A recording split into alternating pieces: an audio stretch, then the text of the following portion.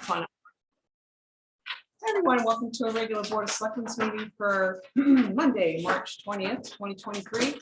And we will begin with a pledge of allegiance. I pledge allegiance to the flag of the United States of America and to the republic for which it stands, one nation, under God, indivisible, with liberty and justice for all. All right, call the meeting to order. We've got, excuse me, a full board that's our quorum.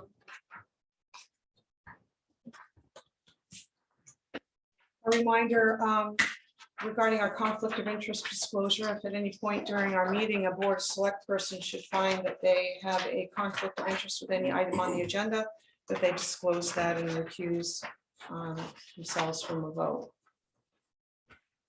Adjustments to the agenda.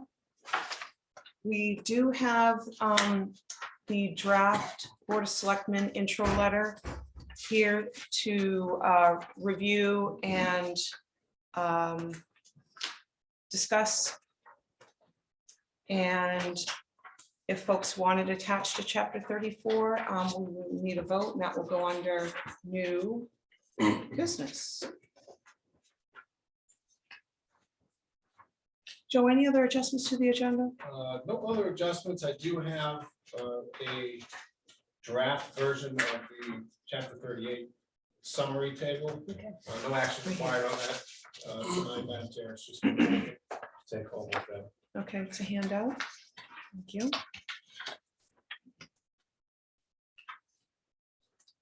All right, we've got Linda Dexter present today to discuss dark skies. Yes. Welcome. Spring.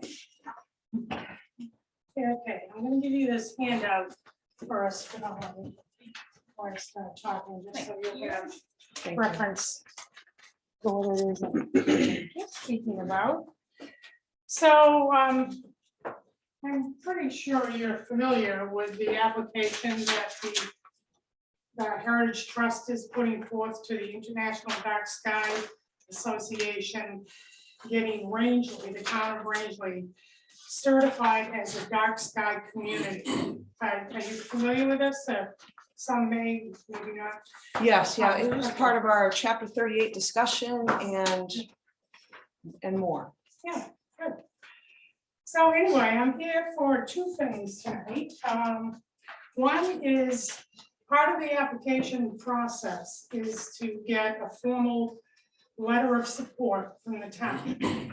So I'm asking for a letter of support from you that I probably won't need for a couple of months, because it will take some time to put this application together, and really it's not going to come together until after the lighting ordinance is voted on anyway. So, and that's the second part of what I want to talk to you about. I've looked over the lighting ordinance many times, and it looks really good for the needs for dark sky. And I ran it by a technical editor at the International Dark Sky Association last week, who was, said we've done a pretty good job writing this ordinance. But she did have a few comments and wondered if it's at all possible to get changes made. I highlighted the changes on the first page in the information I gave you. And then I also included her email with the comments. And then there's one other page that's just maybe a correction. But anyway, the light emitting brightness under the exemptions is 1800 lumens right now, which they think is kind of high, actually. And she suggested that if it could be dropped to 800. My echoing here. 800 would be better, and that's 800, maybe 1,000, but 800 would be a good number to restrict the lumens for the exemptions. Now, the exemption is anything 800 or less isn't shield. That's part of the ordinance. Doesn't require a shield.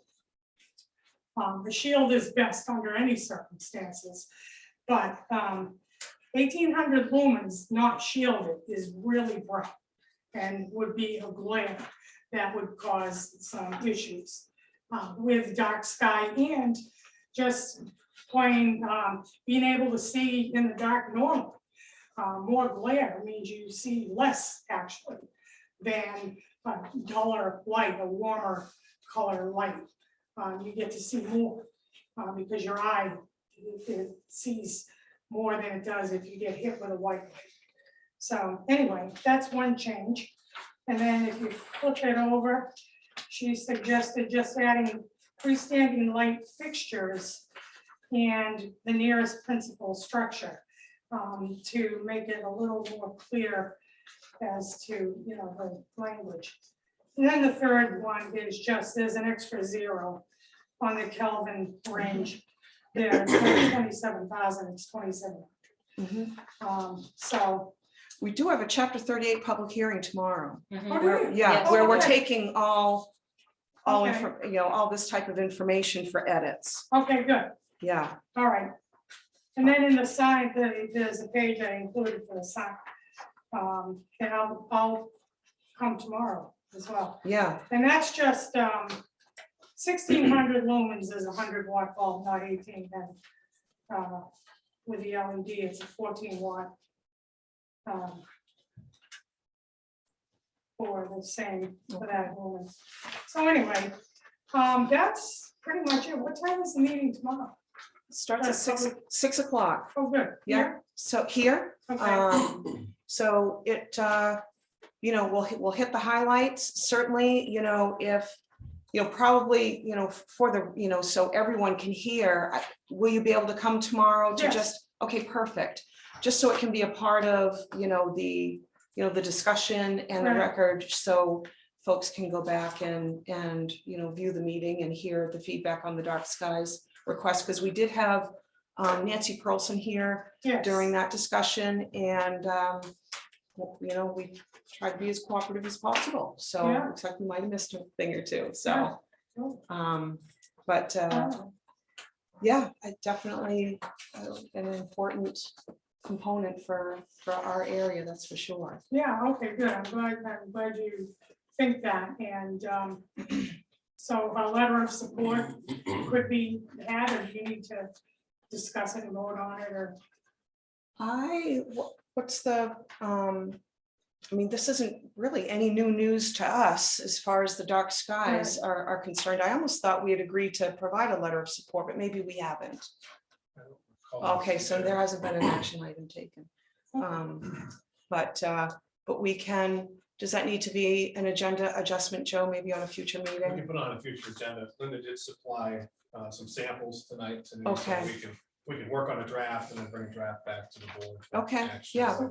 So, yeah, so like Joe said, he'll work on, we want to make sure that the draft letter is good with the town manager and the Heritage Yeah. Trust. Super. Okay, Well, thank you. thank you so All much. right, I'll see you tomorrow. That would be Okay, great, I'll Linda. definitely be here. Okay. Thank you. Thank you. Yeah. Remember that. Well, thank you. I think we're gonna check out. so. See you tomorrow. All right, next up under section 4, we've got review and approve meeting minutes first for March 1, 2023. Motion to approve meeting minutes. In chapter 34, short-term rental ordinance workshop, March 2023. It's Ethan's motion. And Ethna's seconds. Any questions or comments? All those in favor? And that is unanimous. Next is a March 6, 2023 Board of Selectmen regular meeting.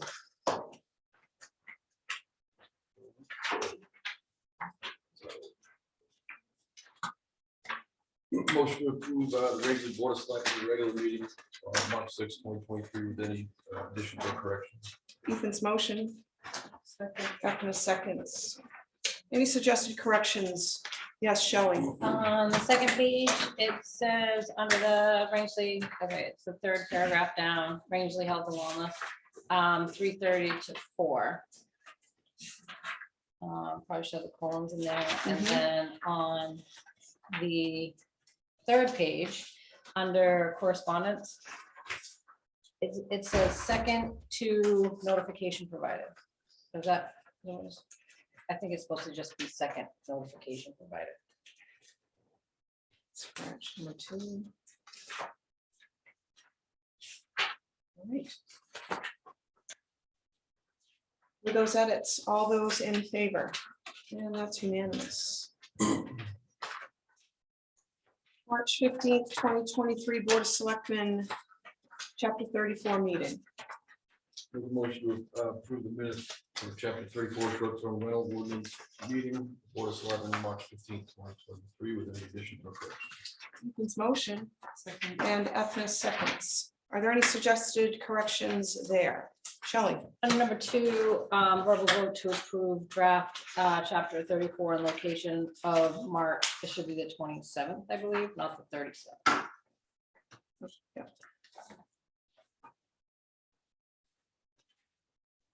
All right, we've got one edit with the meetings. Anything else? That meeting.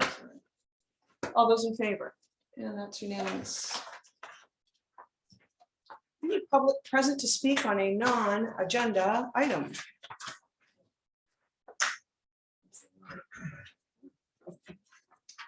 Under consent items, we have a liquor license. I'm sorry.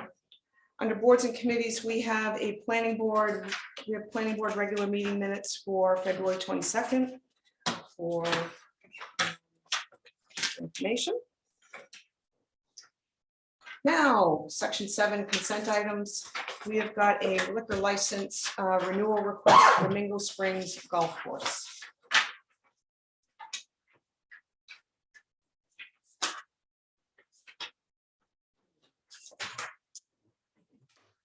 A motion to approve the liquor license renewal application for Mingo Springs Golf Course, Inc. Ethna's motion. And Sam seconds. Any questions or comments? All those in favor? That's unanimous. We have an event permit application for the Joan Frost Memorial Art Show. Motion to approve the event permit application. Applicant Rangeley Friends of the Arts, Birds of a Feather, the event, Joan Frost Memorial 3rd of July Art Show. Date of event, July 3rd, 2023, no rain date, start time 10 a.m., end time 4 p.m. Ethna's motion. Second. And Sam seconds. Signed by the Art Commission. Any questions or comments? All those in favor? And all those opposed? All those abstaining? 4 in favor, 1 abstention.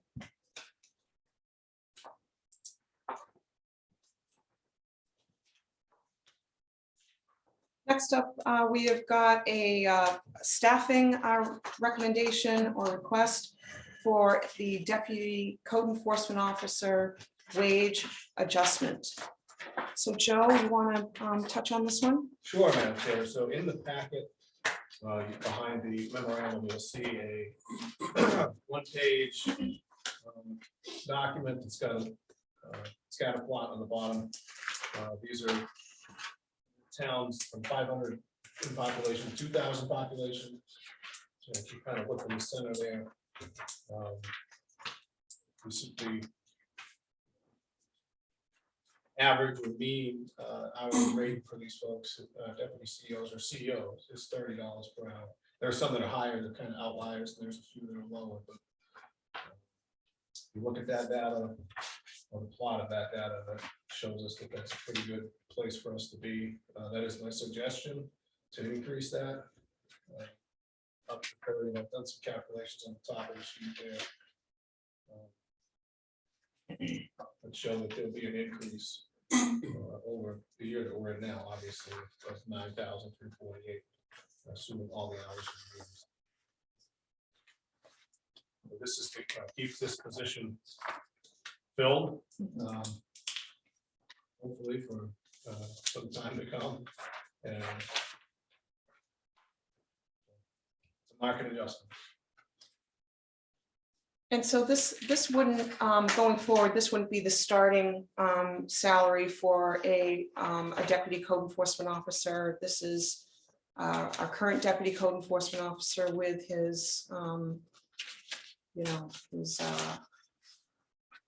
expertise that he's brought. Correct, yeah, this is for a person that's in the position currently. I would answer that by saying that down the road, if the position were vacant and somebody were as qualified, I wouldn't want to be in the same neighborhood. Mhm. But it would be based on qualifications. But when, hopefully we don't have to review that, but if we had to, that's something I would take into consideration. Mhm.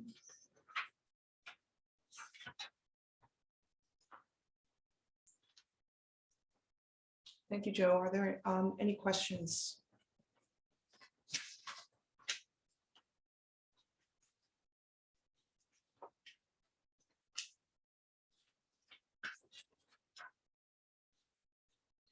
And so what would be needed is board approval to increase the deputy code enforcement officer's pay to $30 an hour for the current person in the position. Madam Chair, I make a motion to approve a market adjustment for the part-time deputy code officer, $17.51 per hour, $30 per hour for the current deputy code enforcement officer effective March 24th, 2023. That's Ethan's motion. And Sam seconds. Discussion. What impact does this have on the CEO position? That I know is currently vacant, but what impact does it have on what we would offer a CEO? If this is the deputy's wages? I think that's currently under discussion. Yeah, Madam Chair, the code enforcement, the full-time code enforcement officer position is currently a union position, which that unit is in negotiations with the town. So I'm not sure I want to discuss that openly, or that we could. Because we're negotiating. The part-time deputy is not a union position. That's why we can talk about it in open session.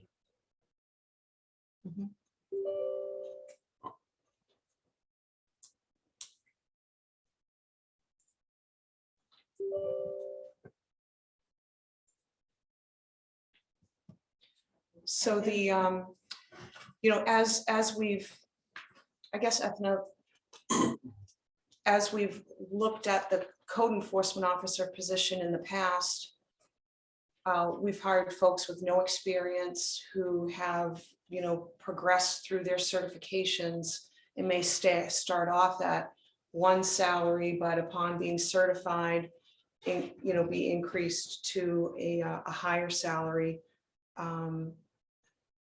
Which I don't think that would change. That's a standard, approach to CEOs across the state. It's the way we've handled, the last couple of vacancies. If I remember correctly, Joe, well, that would be precede you. So, where, Bob Griscom was so long-standing, and for a while we did have a certified code enforcement officer. And then the last 2, 3 that have been hired, I think they've been green. They've come with no experience. And we're certified on the job. On the job. And there would be a bump up once certification was complete. Mhm.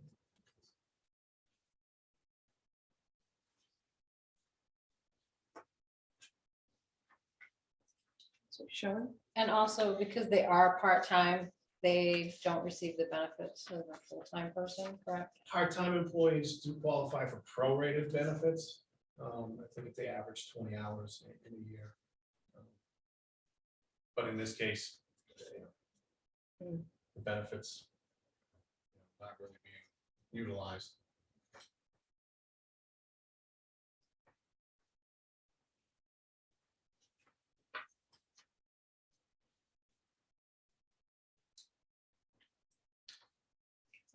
Any other questions or comments regarding the deputy CEO wage adjustment? All those in favor? And that's unanimous. Next up, we've got the front office stipends. Joe, have you comment on this? I'm just gonna grab some water. Are there water bottles back there, Joe? Just right here. Oh, super. Thank you. Sure. So, Madam Chair, this is a request that the board authorized me to reinstitute the stipends as previously provided when there's a vacancy at the front office. Currently, our office assistant has moved on. That's been vacant for a month or so now. And I just wanted to formalize this with you before I institute it. It has been past practice. The town has done it previously for a number of years. It really is to kind of take the edge off for the folks who are picking up extra work, which is pretty much everybody on various days. So in my memorandum, I had suggested two different amounts. I'd like to adjust that proposal so it's all the same amount across the board. So it'll be $30 per day per person. One adjustment that's been made here is previously it was a per week flat rate. I've adjusted that so that it's a per day amount. So if somebody's got holiday or a sick day or vacation day, they're not getting paid extra for taking that personal time. So there's an adjustment there. I'd like to request that the board authorize it to be split evenly amongst the three employees at $30 per day. Yes, Shelley. So that's basically $90 a day. Is that what is budgeted for the salary? It's less than that, Madam Chair. So the amount for, I don't have it in front of me, but the amount that's raised for the office assistant wages is more than, safely more than what these stipends add up to.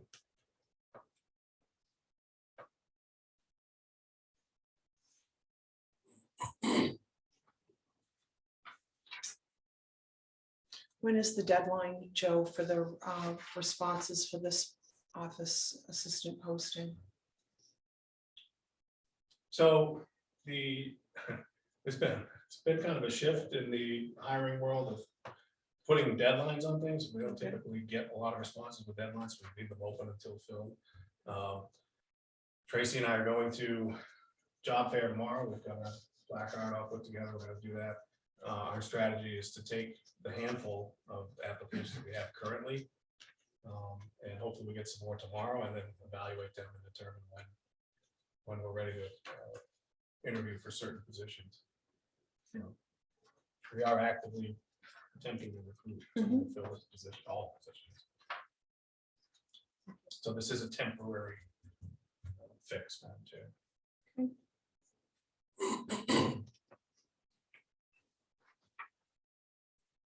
Any other questions? Comments? Yes, go ahead, What Joe. would be the effective date? The effective date should be 2 meetings ago, when the board voted to allow me to fill the fill the position. I had brought it up that night, but I didn't want to crowd you. You had made the motion. I didn't want to crowd you with it, but I did bring it up earlier in that meeting. So it'll be effective 2 meetings previous to this. February 21st. Sounds right. We should know that date. That date in the motion.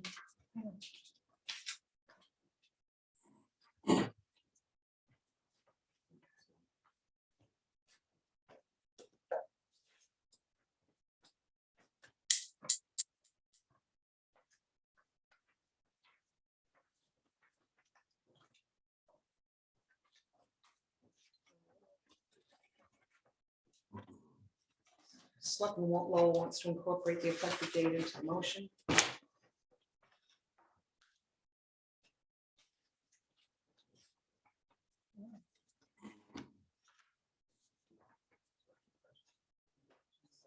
Should we change? That was our regular meeting. Say that again, I've heard, so, It would be the 21st if it was our regular meeting. Madam Chair, that was February 21st. okay.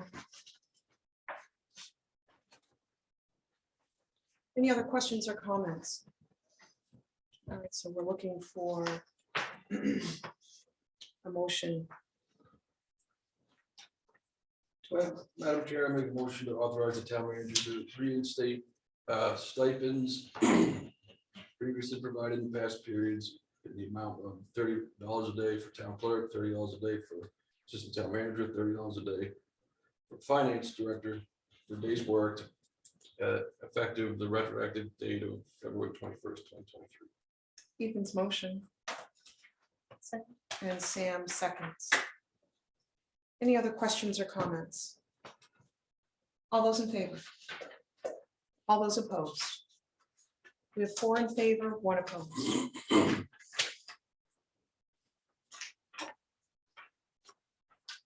Yes, Shelley. Can I go back on the last one for the code, part-time deputy code enforcement officer? The memorandum says ending March 24th, but the notes say March 20th, effective Monday, which is today. So which effective date should it actually be? So Madam Chair, yeah, so it's the week ending March 24, the week beginning March. So I wrote the memo and the other memo on different days, same week, so it would be effective Today. today. All right. Yeah. So Sorry, sorry. so the motion's good. Effective for the week ending. Okay, all right. Yeah, that was the motion, Madam Chair. I believe.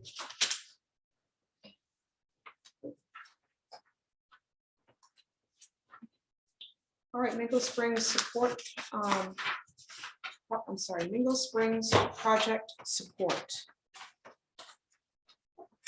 I'm drawing a blank on this. Yeah.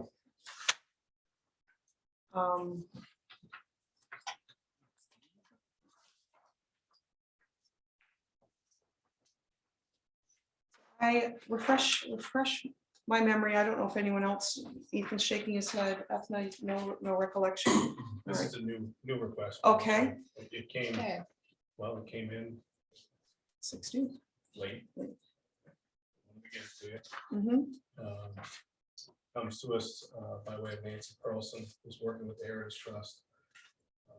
Support from Mingo Springs on the project. They have an opportunity to procure some of the land down there. They're asking if the town would support it. It's a conservation effort for some of the land around the birding area and the walking trail.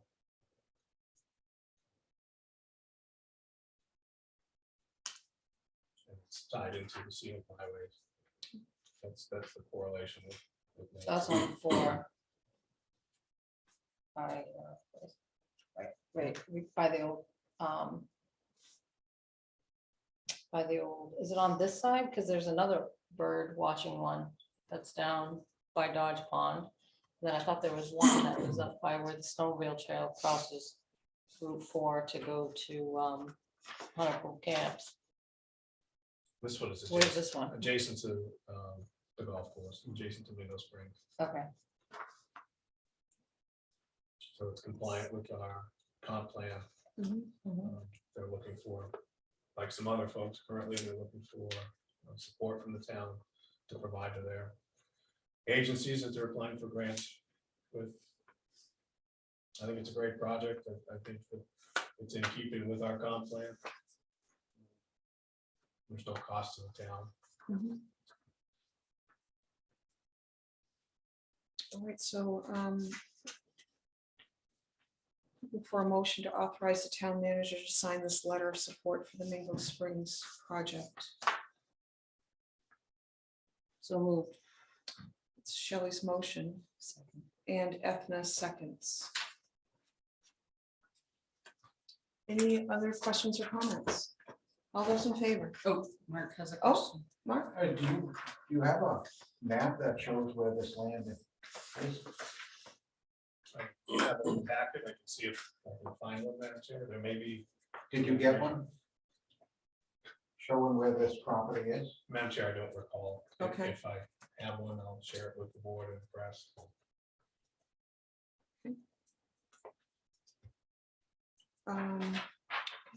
All those in favor? And that is unanimous. We don't have any correspondence for this meeting, so we go into old business. And that first up, the town dock improvements, the BMC diving contract. It looks like the check has been returned to us, or is in, we don't have it yet, Joe, We it's, do. Madam we Chair. do, It's okay, been returned. all right. And the remainder of what you would ask for has been approved. That's the intent of the email, is that, you know, they'll Mhm. put us in the first of the line for next winter. Shall we? The same price? Let's see. I believe I put that in there. Yeah, the town will honor current contract prices for winter 23-24 and expects BMC to do the same given the circumstances. They responded, that sounds good. We will issue a refund check today.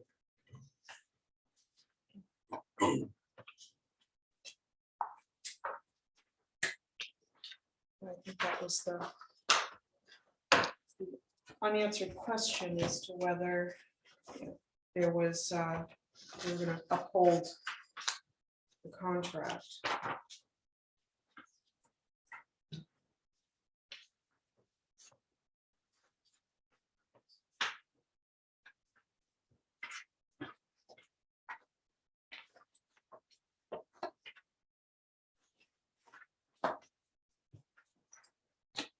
Any other questions, comments?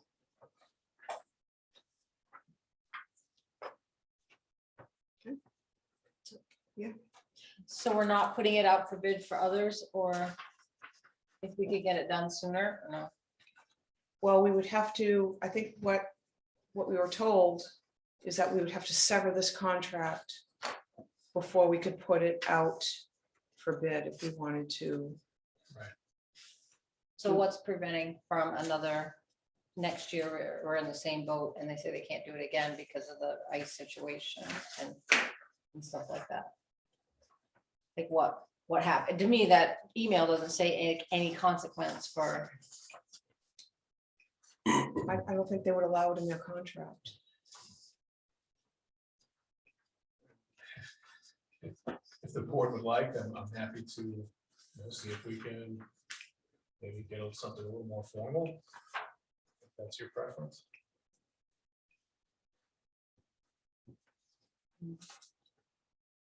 I just can read a lot into that email. That's why I'm like, anyway. That's just my personal take on it. Yeah, I mean, I guess my concern would be whether the person responding had the authority to say, yeah, that's okay. Or it's not, it didn't come from the company owner. That'd be my concern.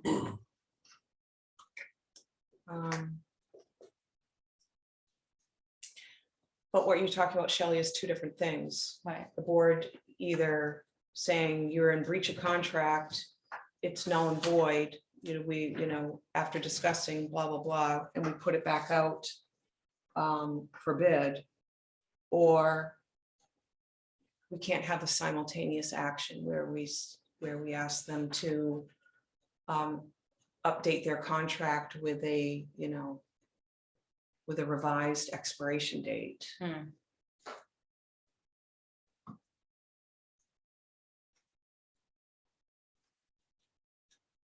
Signed by the company owner.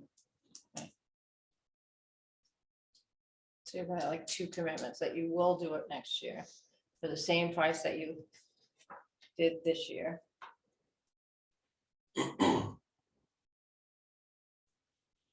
Because saying those two things and just saying sounds good just doesn't, Mm-hmm. their interpretation of the 23-24 could be something totally different, like they could put in for any increases or something like that for materials costs and stuff. So that's just my concern.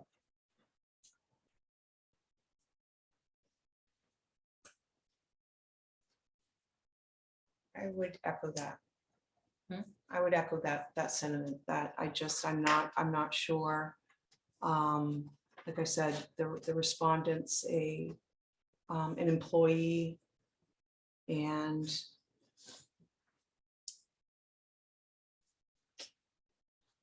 as opposed to the owner. So what do we need? Do we need a letter with a signature on it? Or do we need something? Yeah, I would- What do you think? I mean, she's the office manager, and it sounds like when she's doing all their bids and everything. I don't know.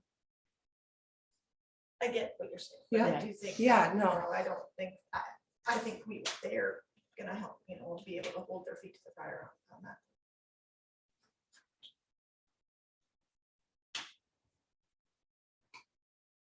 What, right, Joe? I mean, are you concerned or? I think it would be worth me reaching out to see if we can get a little more. More of a commitment. An update to the current contract, and Okay. see where we land on that and come back to. it. I Because think that's a prudent thing to do. Because we don't want to get to the point where there's nothing to be saved on the dock. And we need, That's what you're worried about next year, is Yeah. that they're like, oh, well, now we need, right, okay. because of the wear and tear that's underneath, because they couldn't get it done this year. I mean, we need the town park dock. And the goal is to keep it a permanent dock, as we've had for years, so. Is there any reason they can't do it sooner? I mean, obviously I understand that people might not want to see them out there working, but I don't know. Because I mean, just by speaking to a couple of the divers themselves, I don't know why they couldn't be out there during operating hours, but during the day or.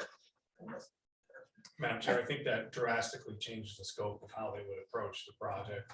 Diving would be more, I know it would be more expensive to handle it that way. When the ice is safe, they kind of use the ice as a platform. Mhm. When it's not safe, they don't have that luxury, it could get away underneath them. So I think doing it in the spring when there's no ice is kind of a different project. Okay. We don't have the luxury of being able to drive a machine right out beside it. It's a lot more handwork, a lot more diving. It would be more expensive. That's not to say that it's not doable. I just think it would cost more. I'm guessing that's the reluctance. I'm happy to ask that question if the board would like, see if there's an alternative schedule. How much more would that cost? How much? Is anybody interested in that and get this done? And I'm so- not saying only because I know that dock work in Northern Maine is done at a certain time for a certain reason, and it would, be really in my opinion, it'd be exponentially more money and more, there'd be more people around while it was going on. It'd be a good time to be in the lake with machinery, with permits, when there's less, Erosion. just less people around, because then you have more safety issues. Mhm.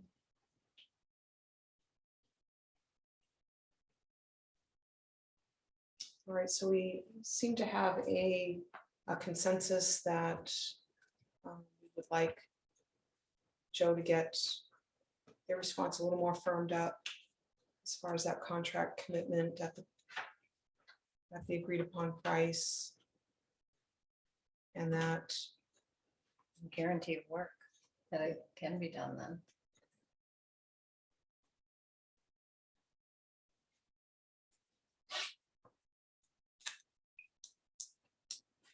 anything else from the board? Do we need a motion? Do we need a motion, Joe? It would be good. If you could. Make a motion for the town manager to reconnect with BMC diving contract to find out a firmer commitment to when it's going to be done And they confirmed that the price would be for the same price that's was offered to have it done this year. Shelley's motion. And Ethan seconds.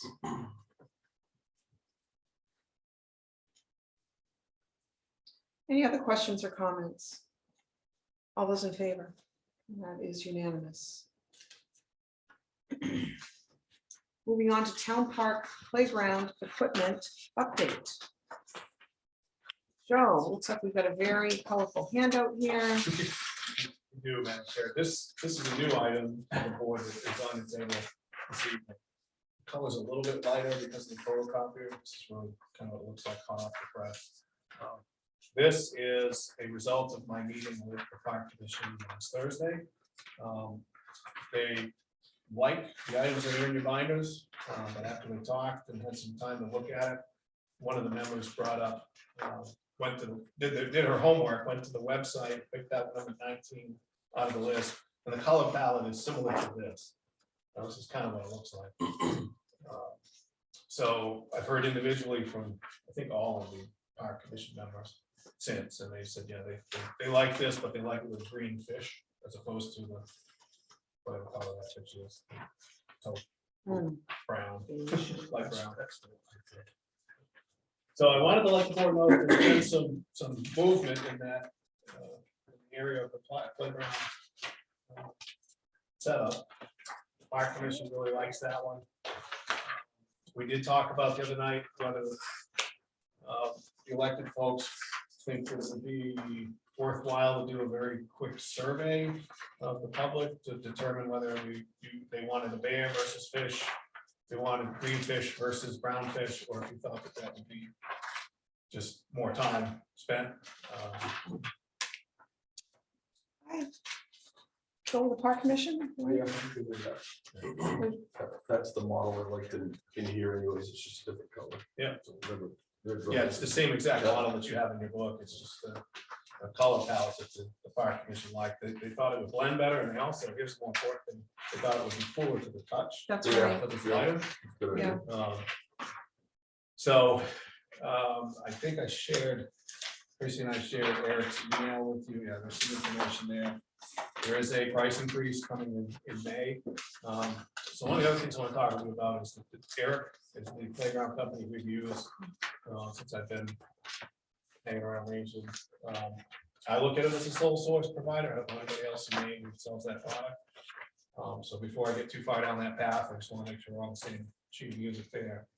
And then secondly, he's willing to, I think he says in this email, he's willing to put an order in.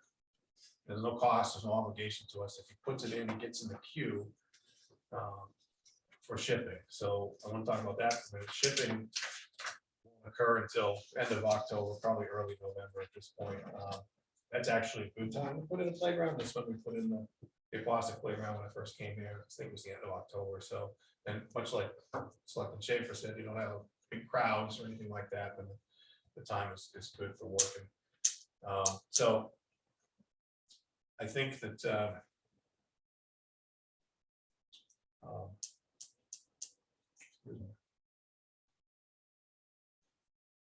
that getting an order in now will get us on the queue for shipping in the fall, and then Eric will give us some help putting it in, probably us putting it in the fall. So the budget number that I've given you is still adequate, appropriate. It's about $100,000. The equipment is 80-ish, and then kind of a supervised installation with Eric and our crew to make up the difference in any incidentals. I still need to figure out the footings for this.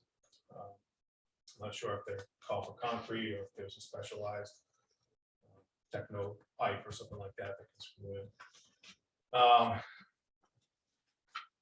Permitting is something I'm talking with Carl about.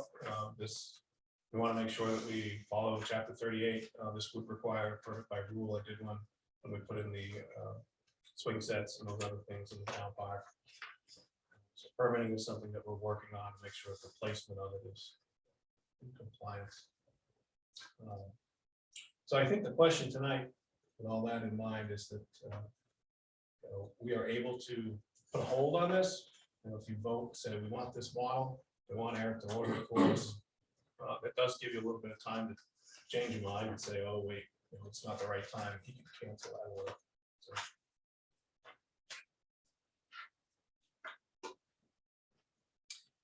And so by ordering now, we dodge the 5% price increase. correct, Madam Chair.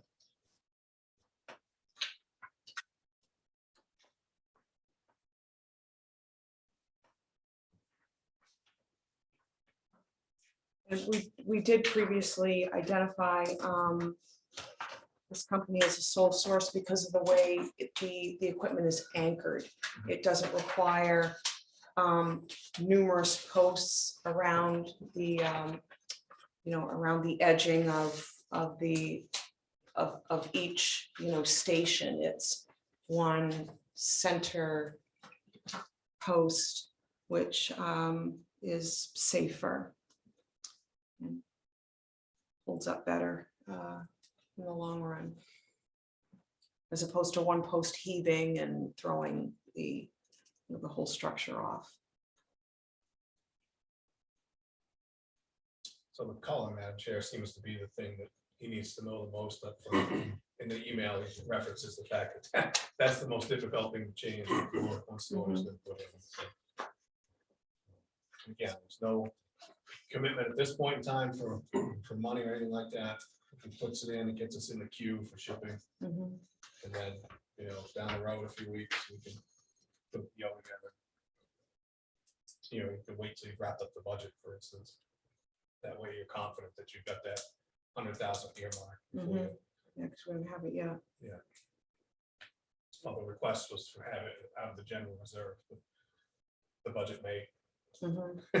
take you in different directions there, so it's probably a little premature to sign a PO, but Yeah. I think it's okay to make a non-binding order with it to hold your place in line. Mhm. It's probably the key word, non-binding. Yeah. Shelley?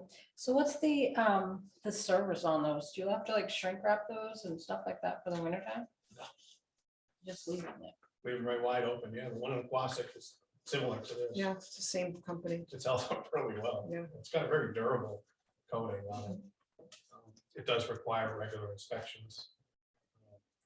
I did talk with the park commission about, you may have seen it in the Quasic Park documents, the rubberized turf, the rubberized material that goes on there. They may be interested in that. Park too. We can figure that out down the road. They like that idea. Become pretty common practice in most city parks. Yeah. Has been for a long time. It's a little-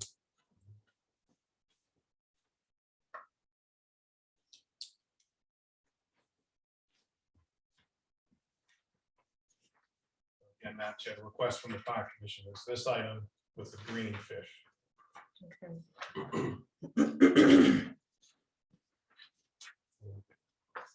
What exactly is the fish? Is it steps up or a slide? Yes. Steps up. I think it steps up. Yeah. Now, will that be hot? I mean, if we were worried about the colors as well, it being green or. It's a light green. It's not the dark green that some of the other things are. It's kind of a similar green to the slide all the way on the left. Yeah. Yeah, kind of like that.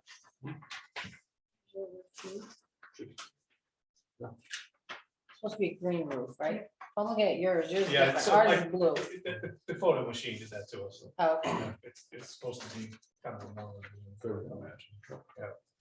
Will the fish be matching the green? That's It's a totally different green. it's more of a green like this guy here. Kind of lighter. Lighter green than the other greens that are. Yes. Won't that be silly? Too many greens.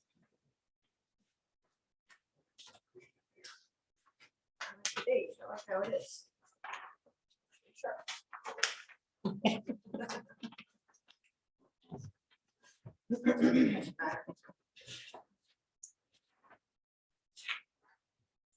So what we need to make a motion on is to move forward with if the board so desires, move forward with an order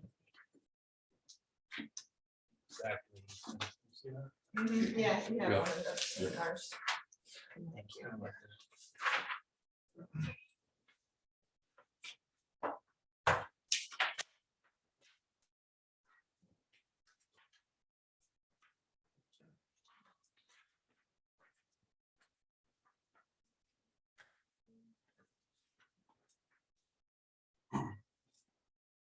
Make a motion to authorize Joe to place this order with the color and design model recommendations of the park commission.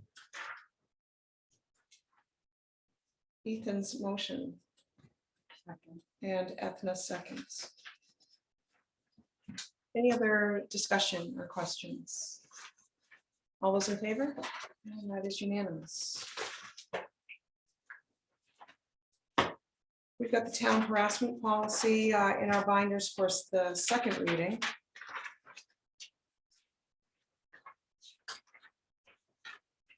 Some update on some typos.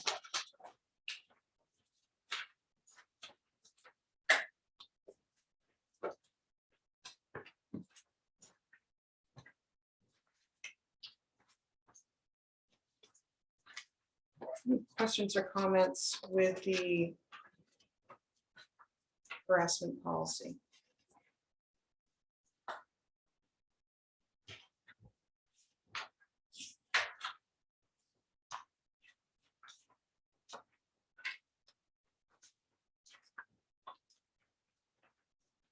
Joe, do we need a motion to accept this as the second this would be reading? the second reading. Second Madam Chair. reading.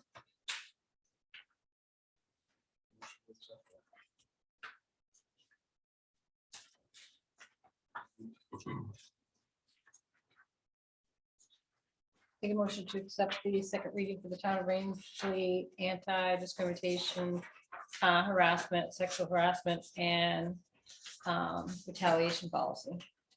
Shelley's motion Second. and Ethan seconds. Any questions or comments? All those in favor? And that's unanimous. Moving on to ARPA recommendations. Joe? Thank you, Madam Chair. First thing I want to do is follow up to something that came up in the last meeting. I think the question was about, can we use ARPA for police cruiser? The last time I had looked at the ARPA language, they were pretty strict on how you reported lost revenue. You had to be specific. This was a while ago. Last time I looked at it was about this time of year last year. When we Well, were it has to be a hybrid, right? when we were putting the article together. Well, the some of the information that's in here kind of points out that they changed the final rule about a year ago, and it says a town can basically claim a standard allowance of up to $19 million and just claim that you've lost revenue without actually having to show that you've lost revenue, and then you qualify for basically any, with a few exceptions, government purchase.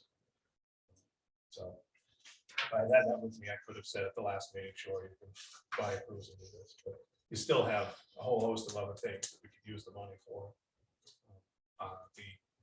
That's the first part of it. That's what I wanted to update you on after I had a chance to look at it. The second part of it is with town meeting coming up. We're working on the draft warrant, which I forgot to mention earlier. There's a copy on your table to take home. You don't need to talk about it tonight, but, it's there for you. And there's a placeholder for an ARPA warrant article on there. In case you have any thoughts about wanting to spend that this year. So the SCADA system at the sewer plant, I think, would be a good project for that. And that might give you a little leeway to think about the sewer reserve money that you kind of earmarked in there. Maybe you can reduce that line or reduce that out of that line and plug it in somewhere else in the budget.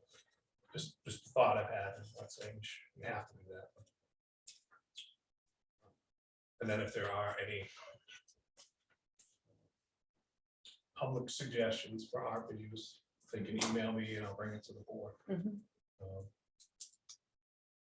The other recommendation that I had thought of a while back was new audio visual for this room. That was I think a $30,000 or $40,000 quote. I think maybe I can find something a little less involved in that, maybe. I've heard about some other technology since then, so that is still an option. So what do we have between 60 and 70,000? Yes. Low 60s, I believe. We'll see.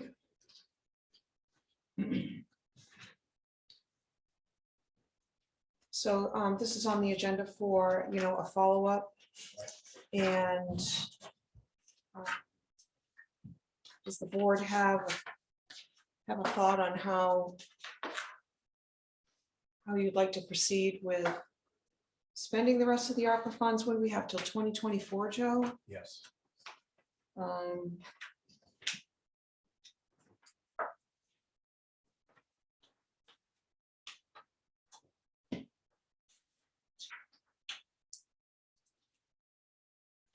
Is what the SCADA system, I think in the capital 10-year capital plan for the sewer department, it was projected at 300,000. Is that correct, Joe? Between 200 to 300, yeah.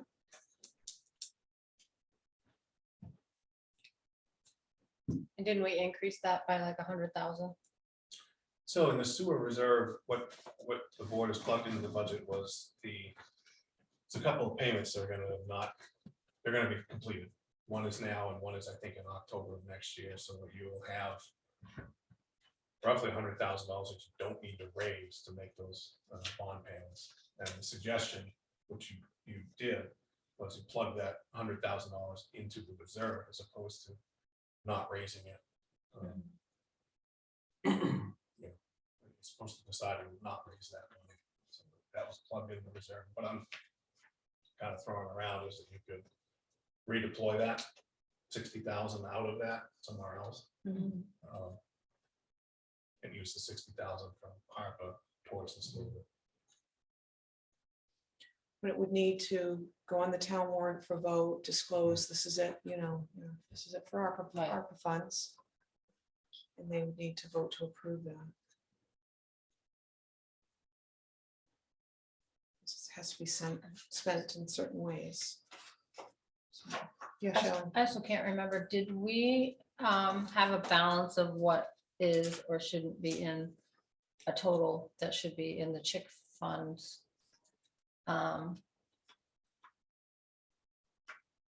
Income, do we have a number for that?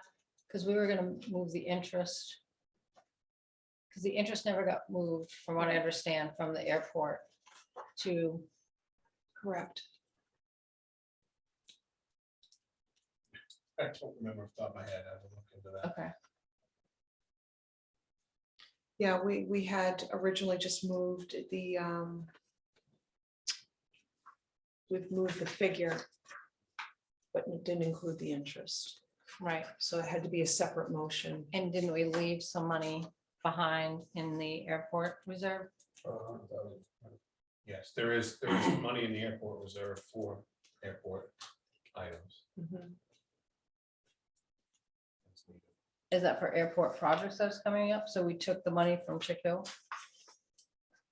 No, with the intent to bring it back, though, I thought, but I don't think we haven't discussed that in quite a while. I mean, I think there was some projects where the Chick Hill funds were identified or allocated for that, but we haven't discussed it. I don't think we've even discussed what's on the horizon for possible airport projects, but not all of the Chick Hill funds, Chick Hill revenue was transferred to the general reserve.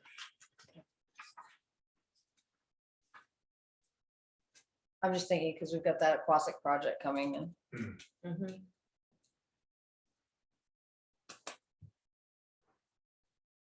All right, so Joe will work on obtaining, because I think when we discussed this perhaps in December, I think, Joe, your comfort level was you really preferred to have a specific number, not just let's transfer the interest. Not, but you wanted Right, that calculated, and I think you were going to reach out to one of your employees about that. thank you for reminding that. Chair.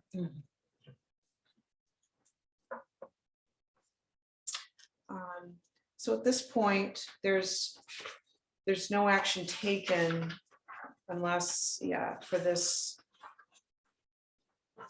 Chick Hill money, I'm sorry, ARPA. Which fund, ARPA. Chair, the Yes. deadline is coming up for this. It probably would be early April to put on the warrant. Right, I think the 9th is our deadline, right? April 9th, I think is yes, I think that's what I read. Yes, the board's last regular meeting is the 3rd or 4th. 3rd. 4th is the last public hearing. And the deadline is April 14th. April 14th. By state statute, 60 days until election.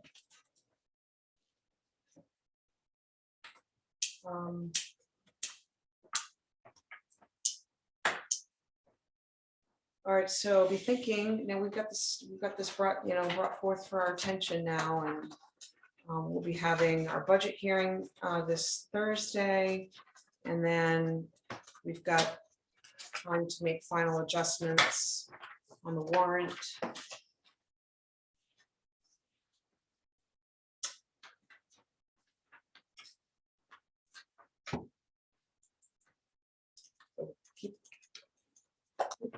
Fit it in the many items we need to take into consideration this time of year.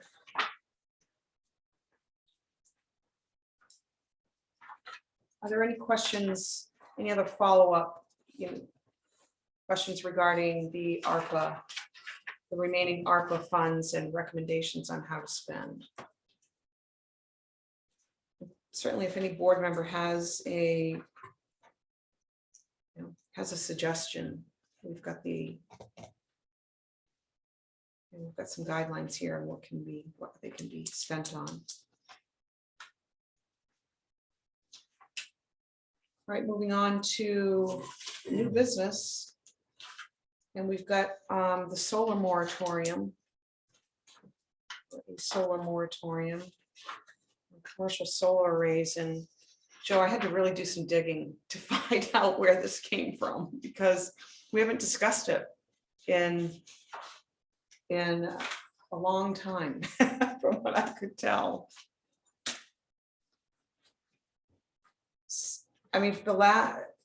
Correct me if I'm wrong. I think the last time this was brought up was in July of 2020. And we voted to table it until the new town manager, came on board. So is this something from, that the planning board had advanced, or? Madam Chair, actually, our deputy code enforcement officer had a conversation with me. He's been approached by some folks that are contemplating a solar development. And previously, we were thinking that the grid was full. The grid, I believe, is pretty much full at this point. However, Central Maine Power has no interest in upgrading this. They're not going to do that on their dime, from what I understand. But developers can pay to have that done.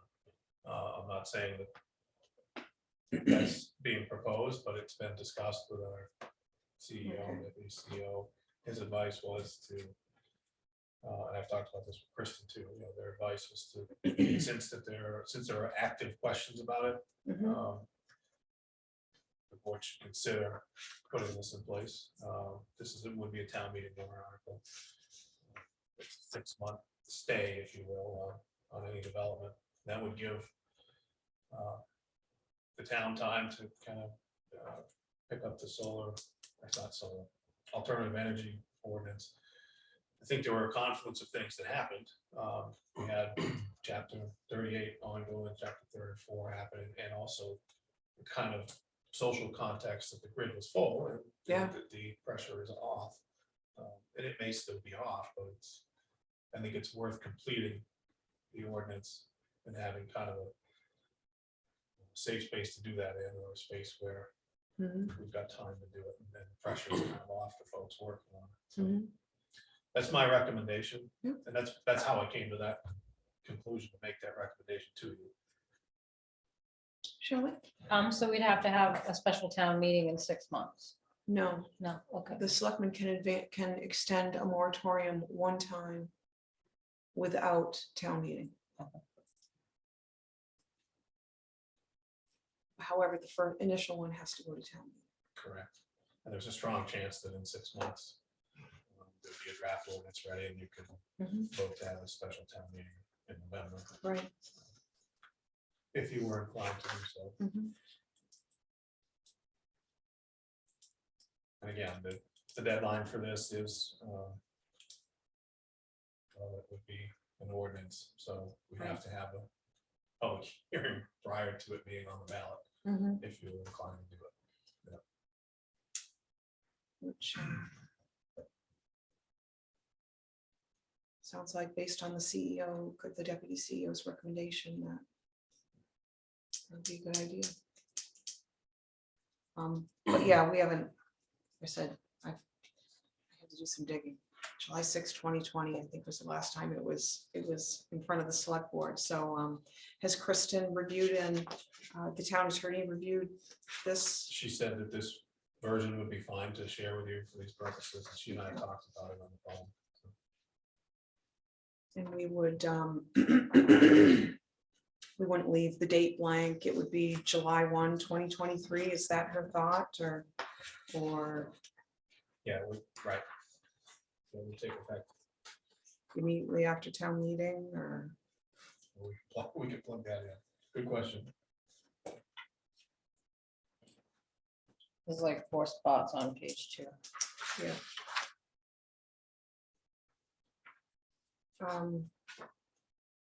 What's from the board?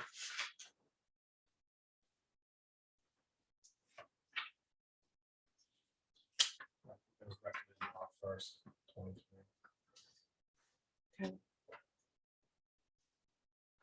So, so what Joe is saying that there are 4 spots in page 2, as Shelley pointed out, that would need the date completed. Mark? On the grid part, their ability to receive additional power.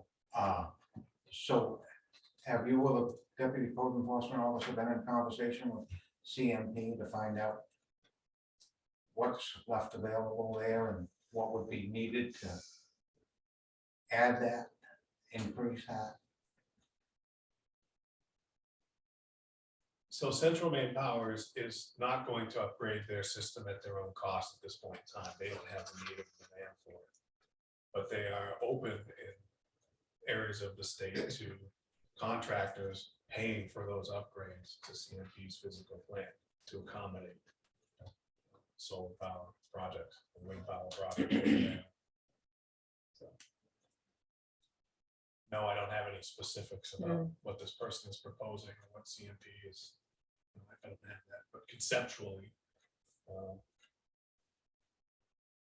reiterate, CMP is not going around updating their facilities to accommodate private development projects.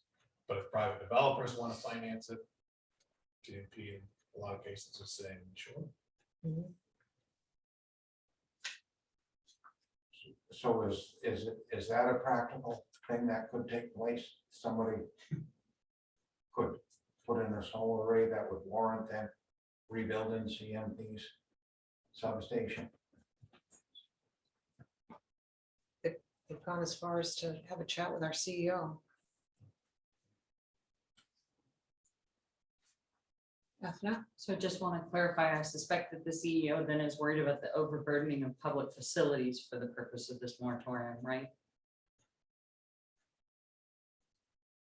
I mean, there has to be a need, and it's clearly identified as A or B in the state statute.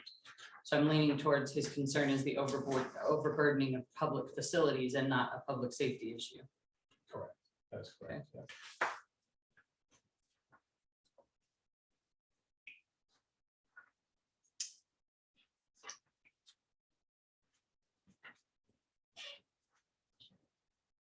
So we would need a, excuse me, we'd need a motion to move this forward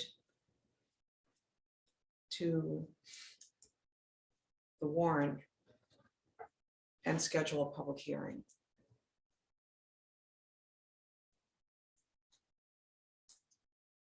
We've got one meeting before the due date of the warrant, is that right? So that's April.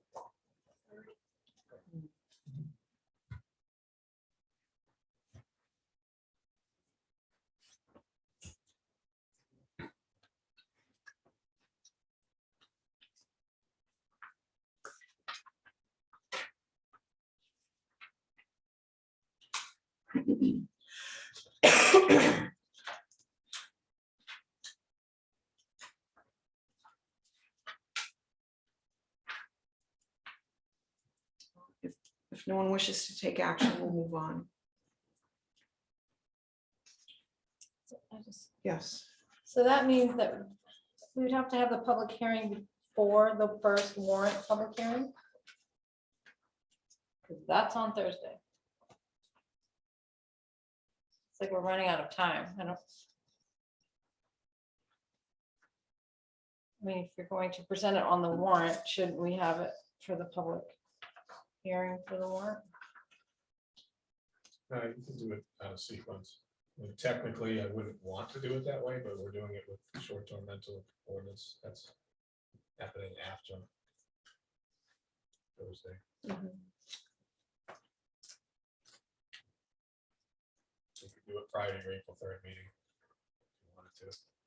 Do one. You could do it prior to or at 6 o'clock on the April 3rd. Yeah, that'd probably be the easiest to fit in, have a public hearing prior to our April 3rd meeting. First, we need a motion that this selectmen wish to move this. I make a motion to move forward with the moratorium ordinance on commercial solar areas. Arrays, yeah. And move it to the town warrant. Maybe? Town warrant. Is that right? Yes, yeah, town warrant probably covers it. Selectmen's warrant. Sam's motion, Second. Shelley seconds. Any further discussion? All those in favor? And that's unanimous.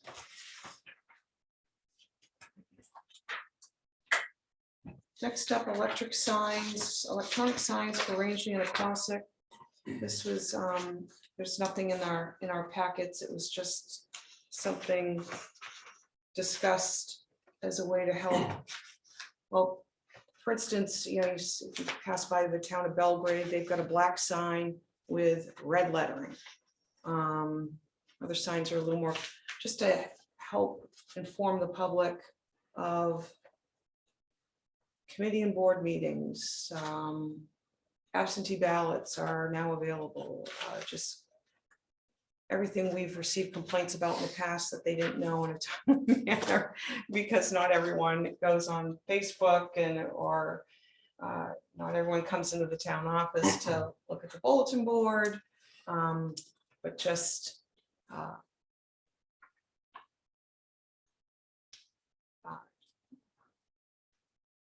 that it would be a way to inform the public. So at this point, it's just a discussion item. Joe, I mean, I know the town is exempt from certain sign requirements because we're a municipality. But I mean, with the other towns, with your ability to, I mean, because we don't know what these cost, we don't even know what, you know, anything about them. It's just kind of in the thought stage at this point, because they're just, there's lots of news to share. Even these, you know, public hearings, you know, could be on a sign and in Quasic and, you know, at the Depot Street parking lot in Rangeley, but. So I don't know, is the board okay with just collecting information on this? Yes, it's a good idea. Okay. I mean, it's not, we're not taking any, but just to get some information what the cost is and other towns. I mean, Farmington's got one, Avon's got one. Aren't they on their town offices? They are on their They're on town. their town offices, not at the entrance of their town. No, That's an ugly eyesore.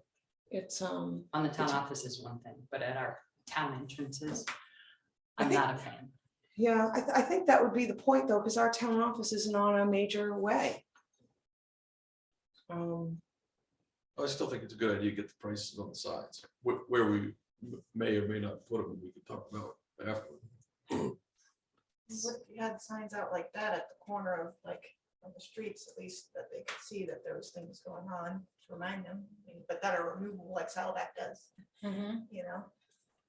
Instead of something less permanent. Well, that's in violation of the sign ordinance because there shouldn't be any off-premise advertising. Just saying, just saying. Well, let me rephrase what I said was a good idea. I think electronic bulletin signs are a good idea. Where they go, that's up for debate. Yeah. Yeah. And I would agree with that statement. Awesome.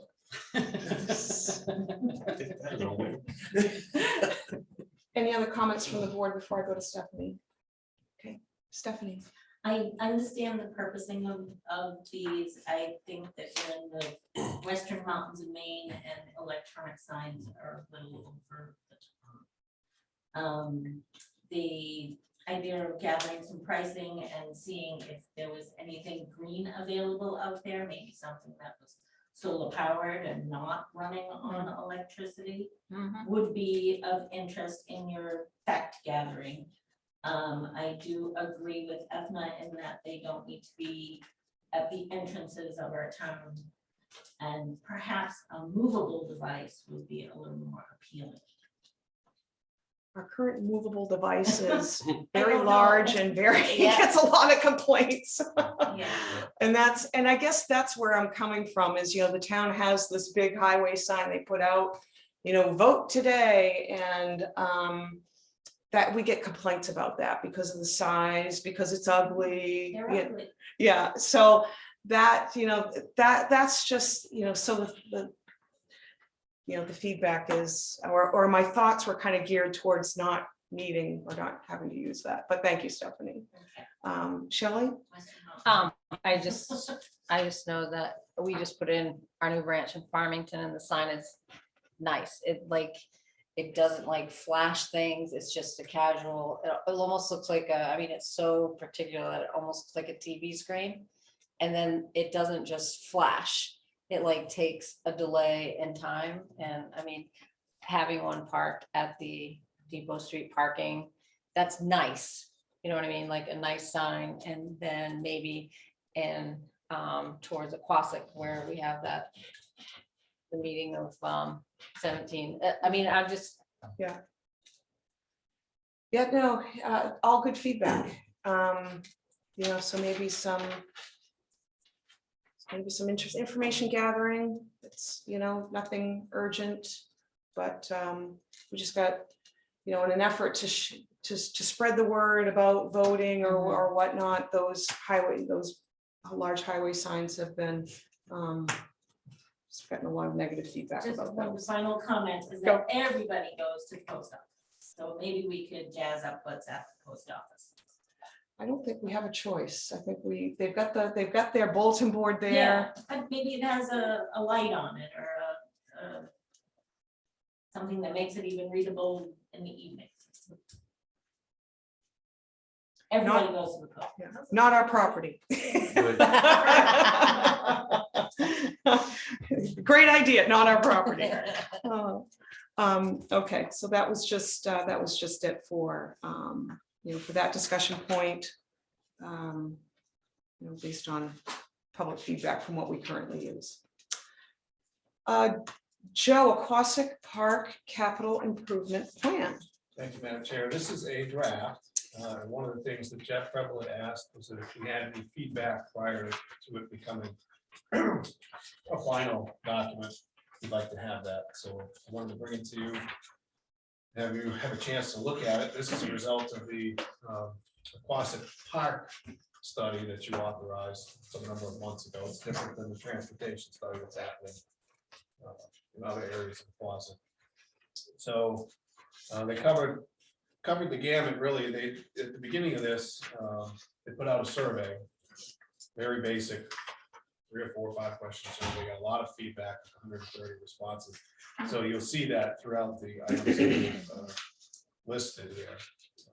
Tennis, basketball, pickleball courts, covered pavilion and it's phased. And then each of these has a paragraph, but I'm gonna jump right to the end where it's listed by priority.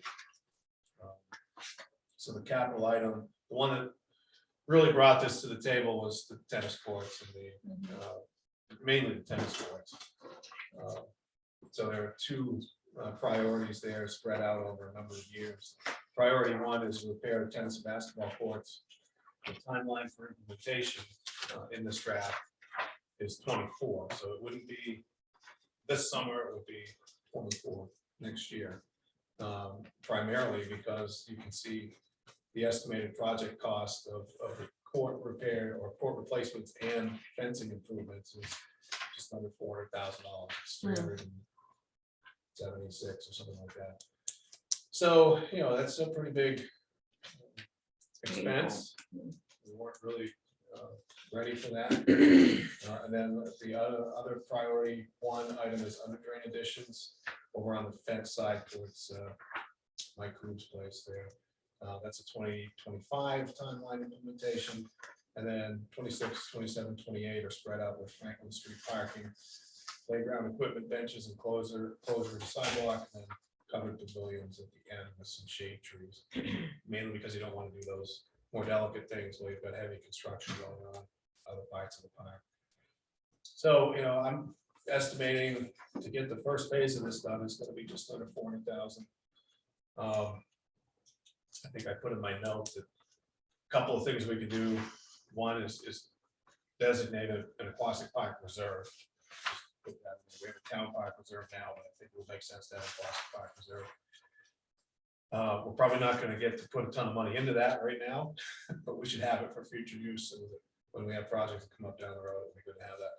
Part 2 is, I think Shelley touched on this earlier, is figuring out how to finance this now. I talked with finance and our finance department. I think this may be one of those areas where we might borrow, maybe a construction loan or something like that, just to get it off the ground. But mainly, I wanted to bring this to you tonight.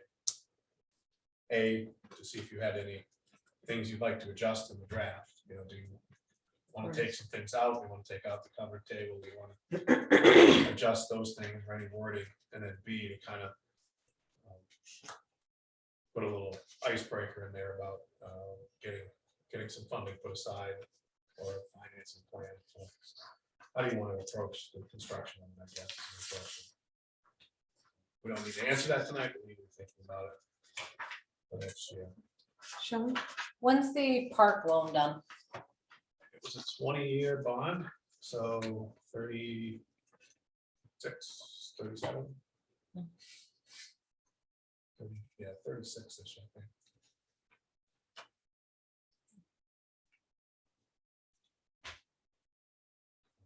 I wouldn't, that was one of the things I brought up during my conversation with Rebecca, was I wouldn't recommend a 20-year note on that. I don't think, maybe something a little shorter duration.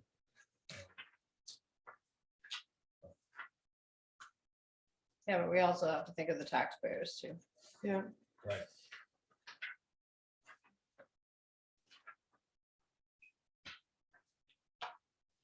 Yeah, because these shorter term construction loans are whack. Yeah, the one for the highway is really aggressive. Mhm. That's.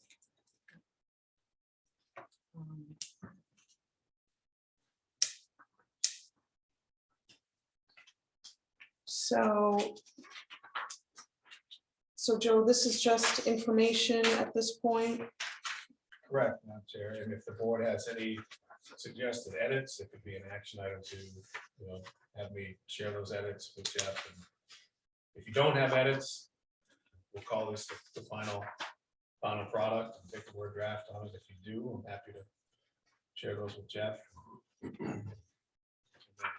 Placeholder for the next time we talk about budgets together, see where this plugs into the overall picture, and at least make a placeholder for it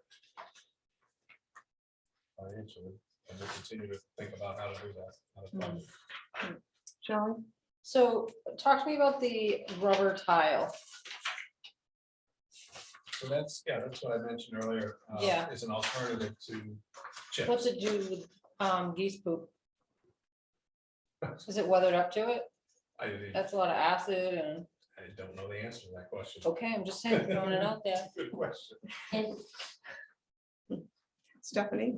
in general, it's almost like a recycled material, like something from, I mean, I'll say automotive tires, but I'm not sure they use automotive tires. But it's something in that line, so I would say it's probably pretty heavy duty. Well, it's, As far as goose poop, well, and that's the thing we were told, is that they don't go on the chips. They do walk on the chips. We were down at the park doing a site visit when they were walking on the chips, so. I mean, I think it's probably more sanitized, more for the kids and stuff, but what do? Hose it down and it goes back into the water? I mean, I don't know, just. I have a solution for them, but We tried. we tried.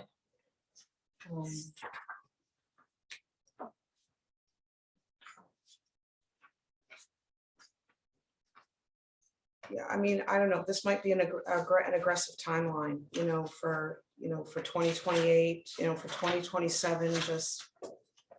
I don't know, I guess we just have to wait. We don't know what else is going to come up, that's just it. So if this can be, modified as time goes on with other select boards, then great. But we've got a total. Yeah, we've got an $800,000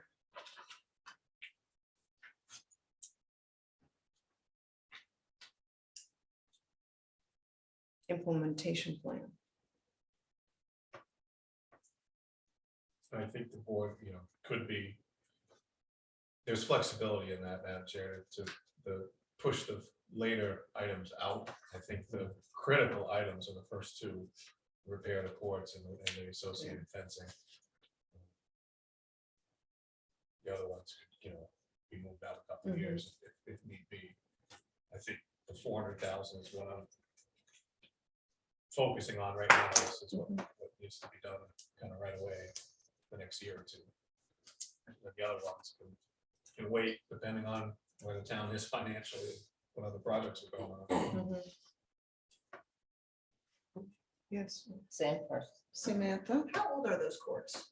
Just out of curiosity, when were they made or built? Sorry, 20 years, I think. are they 20? Yeah, just curious. You Yeah, mean original? they were, or yeah, when were they last fully updated? Oh, last.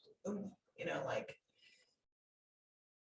I think usually just do the sealants on them. What we. yeah, but they were 20 years ago put in. and No. Were built. I've been there since I was a little kid, at least.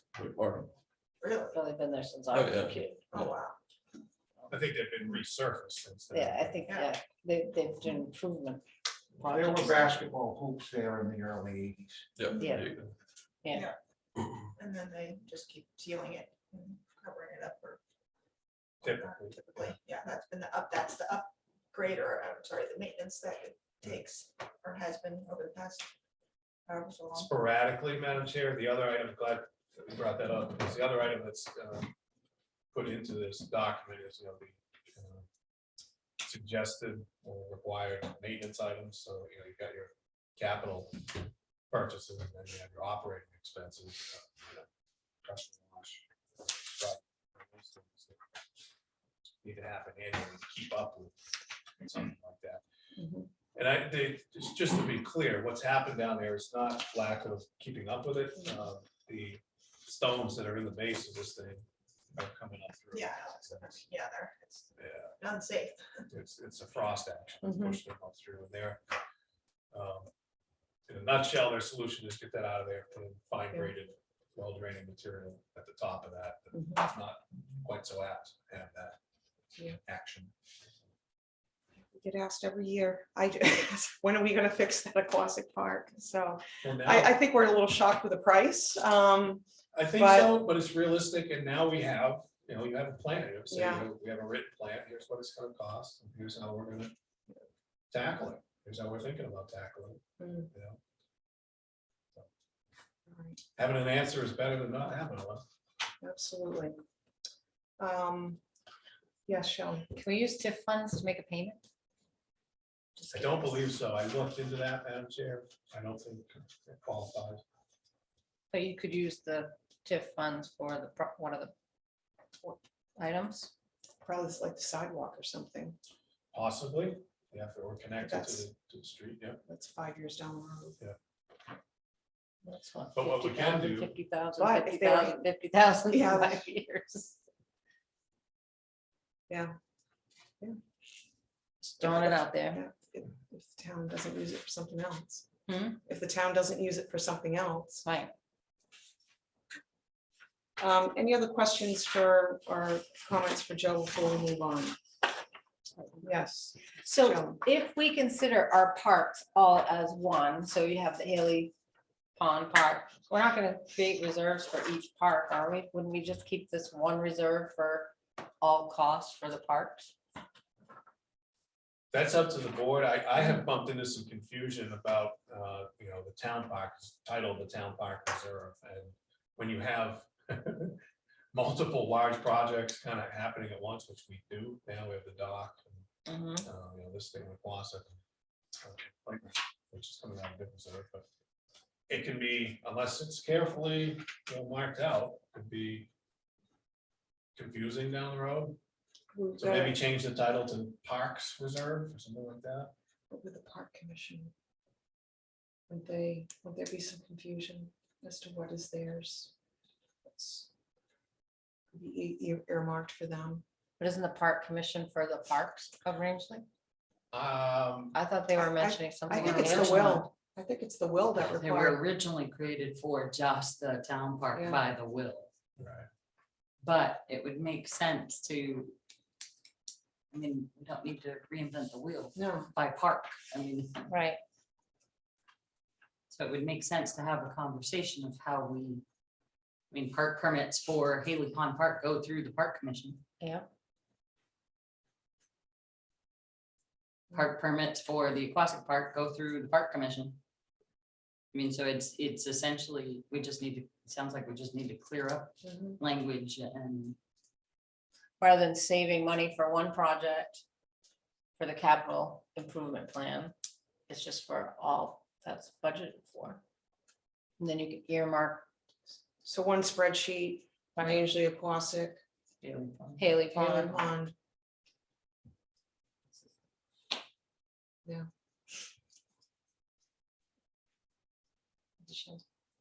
She was asking what was Is the that one a behind us, park? the one behind us. No. The ball field. That's the town ball field. So at least, yeah. Good question. Yeah. Yep.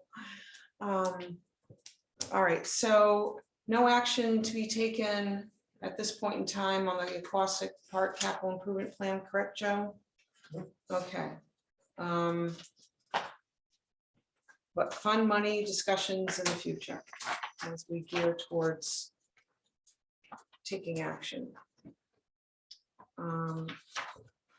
Next up under new business, we have got 2 resignations. And the first one is from Rebecca Carmichael Austin, who is resigning from the planning board effective immediately. So we need a motion, since this is an appointed position, we need a motion to accept this resignation. Motion to accept the resignation by Rebecca Carmichael Austin for planning board position.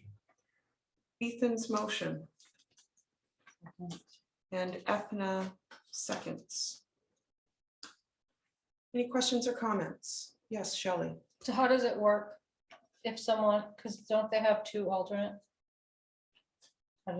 Yes, there are 2 alternates for the planning board. So how does that work? We've run into this.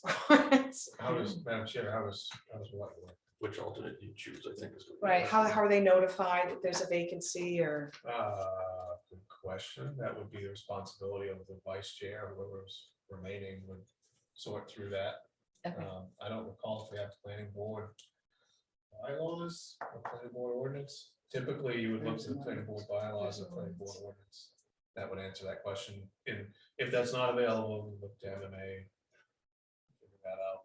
And if that doesn't work, you just take the person that is the senior alternate, and ask them if they'd like to do it. I think there's a whole host of ways to handle it. We'll look for bylaws or ordinance first, which I can't Okay. remember off the top of my head. We have. All right. Any other questions? All those in favor? That's unanimous. I'd like to thank Rebecca for her years of service on the ordinance. I'm sorry, the planning board. Next up, ordinance committee resignation from Lee Libby, effective immediately. Motion to accept Leon Libby's resignation from the ordinance committee. Ethan's motion and Ethna seconds. Any questions or comments here? Yes, Do Shelley. they have alternates? We do not. Okay. So now there's a vacancy on the board. What's that? I'm sorry. So now there's a vacancy on the board. Okay.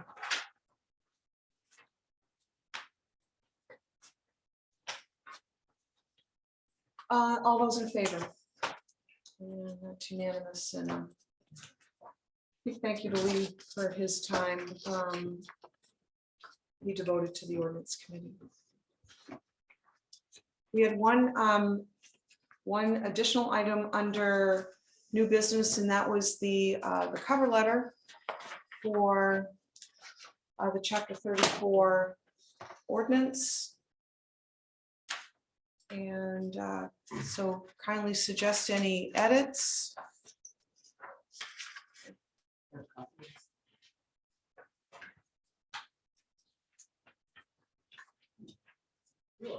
And so what we discussed the last time was having this stapled to the or included in with the draft ordinance. How we got here?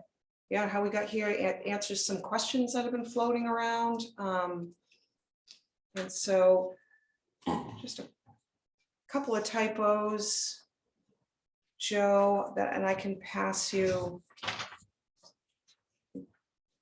these two. I just suggested, let's see here. First page, first paragraph, the sentence beginning with the Good Neighbor Vacation Rental Coalition presented a written request to the board in February 2023. Instead of stating requesting again, substituting asking, just for the sake of, to avoid some repetitive language.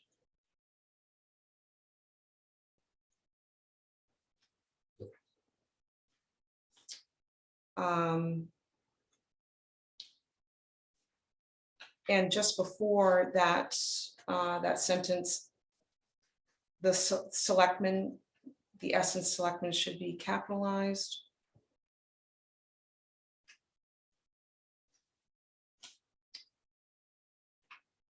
Another edit, first page, second paragraph, the end of the first sentence, a capital T for town.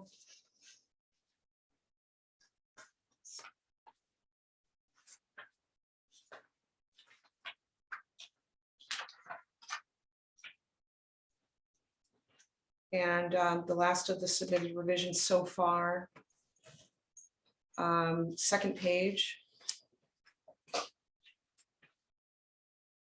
Again, to avoid duplication. So this is the sentence beginning with performance standards. And just to remove one of the visitors, so must be removed after visitors leave to ensure renters do not park and ensure renters do not park in such a way instead of visitors. Visitors is kind of could be construed as a temporary. Renters would replace visitors.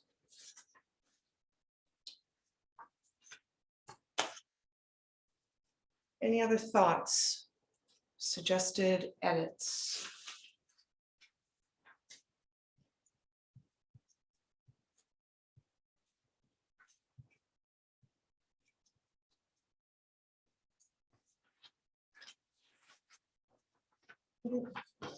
Yes, Sam. After, on the first big paragraph, after, the town was now 12 months into the STR ordinance process, and the document was already submitted to the town attorney for review and preparation for a public hearing. Mhm. I didn't know if you may want to add that furthermore, the primary purpose of the ordinance as described below is to establish a short-term registry and collect such data, since previously they're saying that we weren't, or that they, Mhm. does that make sense? So like the previous couple sentences prior there, they are asking us to put a halt to the process because we need to collect data, Mhm. but that is the point. That is our primary purpose as written below to establish such data. Towns don't. Yeah, Just a thought. yeah.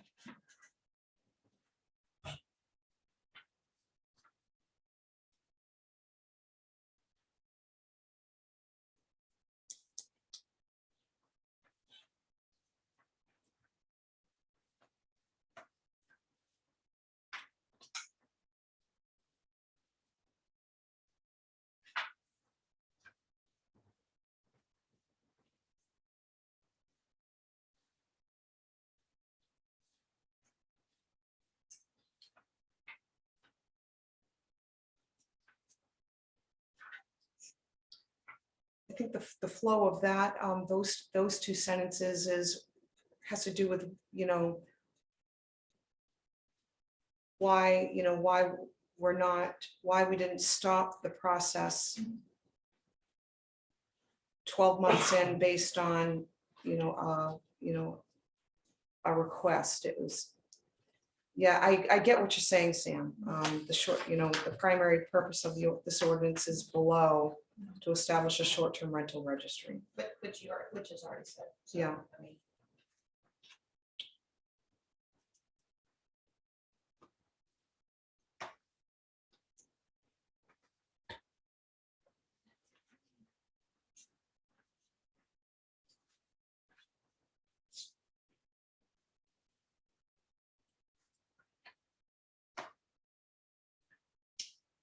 Other thoughts, corrections? All said, Ethan?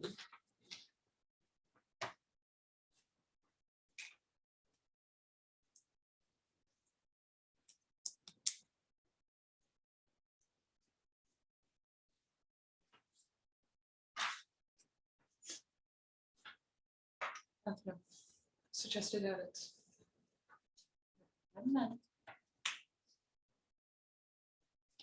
And so Sam, you were suggesting a clause be added. it's not. We're done. I just didn't know if you wanted to furthermore explain why we are continuing on and the purpose of, but you just said there. I think.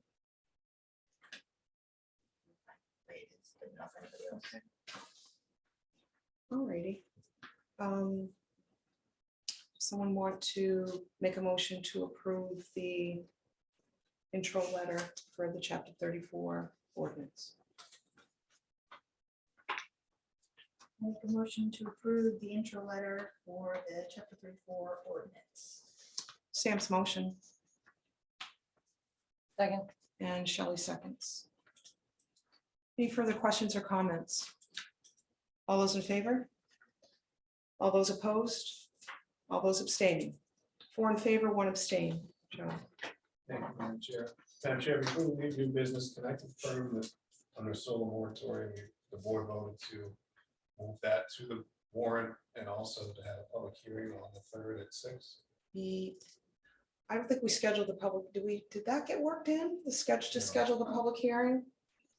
No, I don't think we did that. Okay. Do we want to schedule it earlier, like 5:30 for the public hearing? Well, whoever makes the motion gets to decide. Motion that we schedule a public hearing April 3rd at 5:30 PM. In regards to the moratorium on solar arrays. That's Ethan's motions and Ethna seconds. Any further discussion? All those in favor? And that is unanimous. Moving on to the town manager report, and we've got department head updates. These are monthly from Chief French. Chief Bacon, yes, Shelley. Which cruiser did they get? Oh, good question, Madam Chair. We ended up with the black one. It's here, it's actually out back. You want to drive around that way and see it. It's got the spotlight on the side. Looks great. So that was a savings of somewhere around $10,000. Chief has the outfitter set up for April 17th, I think, he said the date was. It's for putting all the gear in it. And then between now and then, stock to Signworks, and Signworks, he's decided to letter it to match the other vehicles, so that'll happen between now and hopefully happen between now and the 17th. Mhm. So it is here, we paid for it, we own it. Yeah. So are you putting the other one out to bid? We will. One of the things that's on my extremely long to-do list is to do a surplus property inventory of everything that needs to go. Mhm. We may do that by itself. I'd be more inclined to do everything at once, so I can get it gone. But yes, the plan is to do it by then. And I did, Madam Chair, between the last meeting and now, have a chance to look, I don't remember what town it was, but I was on MMA and saw that there's a town that's selling a cruiser by one of its bid sites. It was pretty good. I liked it. I can't remember the name. Municipal- Franklin County does it. Yeah. Yeah. And they've had good luck so far. So that's not off the table. Okay. Yes, it will go to bid, and I think right now it's, last time I was near it, it had quite a bit of snow around it, so it'll be a while before we do anything. Yes. And the best part about it, so basically if you have those people that wait for the last minute to do the dollar, no, it puts it for another certain amount of time, so other people have a chance to. Oh, to bid on respond it. to the increase. So you're actually getting more, Yeah. more for your money. Just an idea. Interesting. Well, that's great news.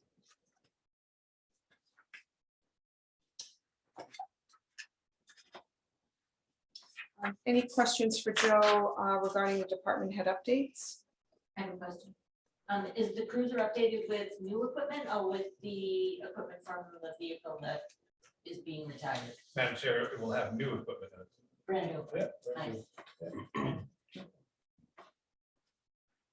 So reviewing the busy calendar, tomorrow night at 6 p.m. we've got the chapter 38 public hearing. As Joe mentioned, he's got a handout with hitting the highlights of the chapter 38 changes. And then, of course, the land use table had the most significant. Yes, Shelley. Will the planning board be attending as The well? planning board is called, the public hearing to be simultaneous. Okay. 'Cause I think they wanted some changes. I think they were, They did in their notes. I have their notes separate. to Okay. compare with our notes. There was an email, Madam Chair, that did come to the board from the planning board, and I would recommend discussing those notes during the public hearing. Mhm. The public hearing is really, your live, this is kind of last call, last opportunity to take any feedback. I think as long as those things are discussed in the public hearing prior to them being put into the document, I think we're all safe there. okay, But they should come up then. Okay, so more- yes. will the deputy code enforcement officer be there as well? I could invite him, he was not incredibly involved in the process. It's just one of the reason why I'm asking is one of the questions is square footage, Do you mean minimum square footage? minimum square footage. I think he has to go by whatever we decide in the code. Okay. And Carl has been involved in some of those email exchanges with the attorney, so he's probably aware of what's in those notes. I know he's aware of the setback. I can't remember everything that's in that list, but it had the 100-foot setback in it. He and I have talked about that, so I know he's aware of that, probably aware of everything else on the list. He hasn't had time to be as involved in this rewrite as I think a full-time CEO would be at least aware of, you know. I was just curious to see if he's had any requests for tiny homes. Since he's been there, Some, but I don't think they ever came to fruition. or inquiries, Yeah, there've been inquiries, yes. right? Yeah. I didn't know if he had his consensus on sizes. For square footage for like a minimum. Well, I think aren't they up to 450? Yeah. Yeah, That's that's written in state that's right, statute. yeah. Yeah, That's So a the state- only thing we could do is be more restrictive than state statute, but we have to go by state statute. I think it's 400 something square feet. 450? Up to. I just have had a couple people call me and tell me they were planning on putting in something that was like 300 square feet. I think it's even 450, but don't hold it So up. it's a 4 number, and I apologize, I don't remember, Sorry. I don't want to miss. That's right. But yeah, tiny homes have their own category, so we don't cover it in, we have the minimum square footage, which the planning board has a recommendation on reducing. And then tiny homes are like their own category defined by state.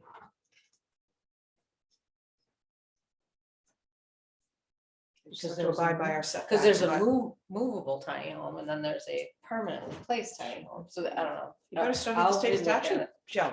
Huh? You better study the state statute. Well, I'm then. telling you that I got customers calling left and right about stuff like Well, then you this. better get on it.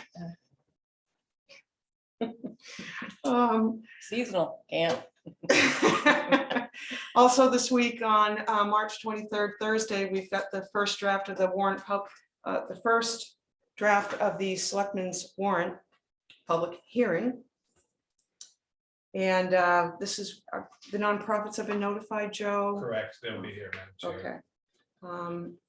Yep, we've got 200 and some odd thousand in donation requests, so be hearing from them.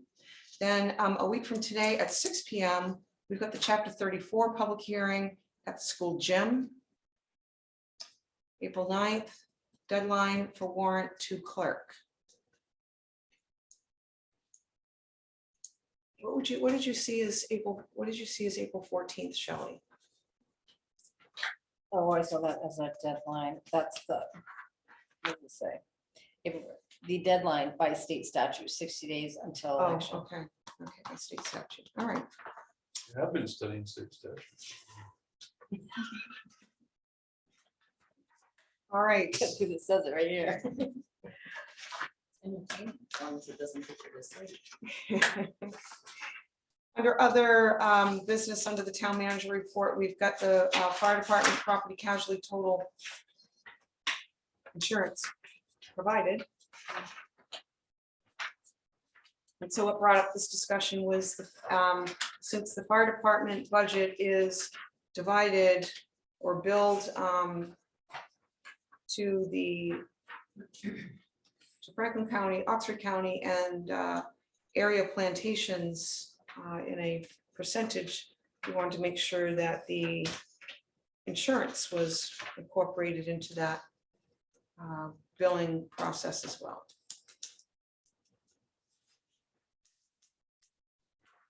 Any questions there? All right, now Parks and Rec, plantation participation update.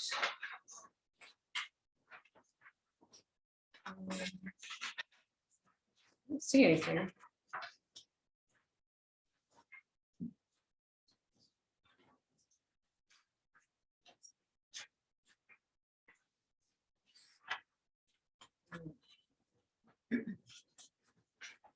Is there nothing in here, Joe? Is that just a placeholder? Parks and Rec, plantation, just, oh, I think you were just gonna, yeah, that, I think what you're just gonna reach out and try to see if there was a certain, Yeah, I do have an update for you. I reached out to Liz after that meeting that you originally asked for, and she responded. My question was, do you have any info about how many of our recreation program participants live in plantations? Her response was, the current forms we use for most of our activity signups do not ask for a physical address. Parentheses, maybe we should ask for that going forward, question mark, which I said yes.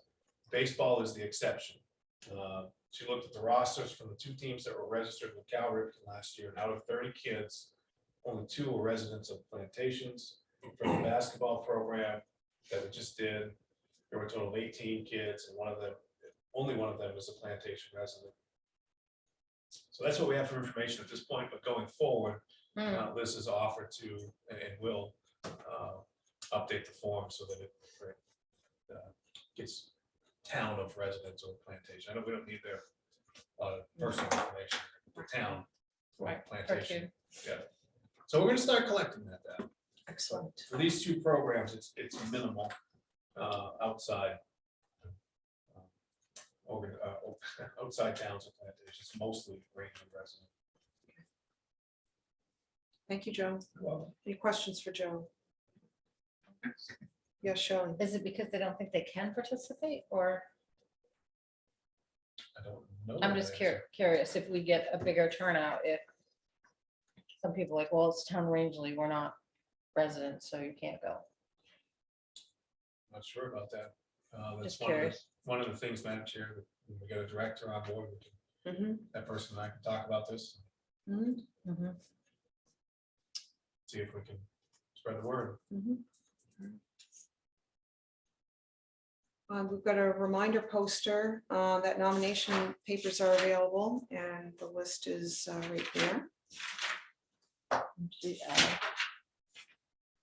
We need an ordinance committee Yeah. member now. Ordinance committee is appointed by this Appointed, board. It's not an elected position. Oh, So they can submit that at any time. okay, good.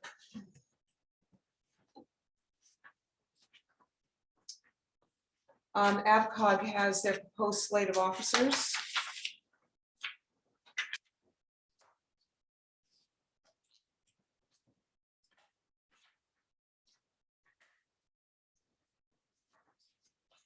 Any questions with that? Then the proposed childcare facility.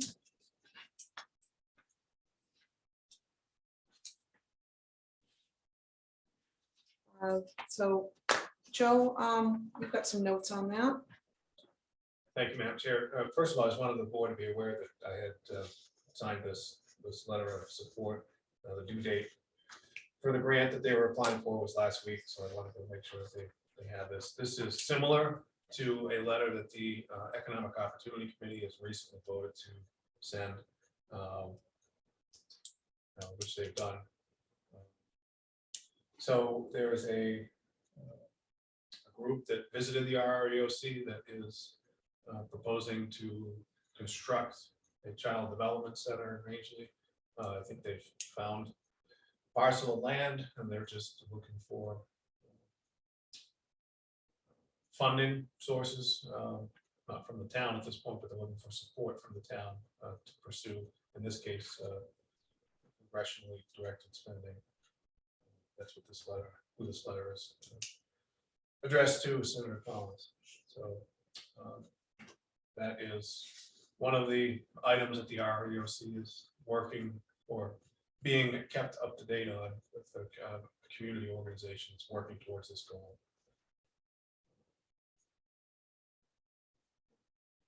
So their intent, they were very clear, their intent is not to interrupt any existing facilities. I want to work with them. Right. It's what, 40 to 50 kids. At least, yes. Yep. 50 to 70 children. Potential for before and after school programs once they're up and running, so. Wanted the board to be aware that I had said Okay. that. Have they said where that land is? No, but it is in a, very good question, Madam Chair. It is in a zone that would permit it. Where if chapter 38 were to take effect.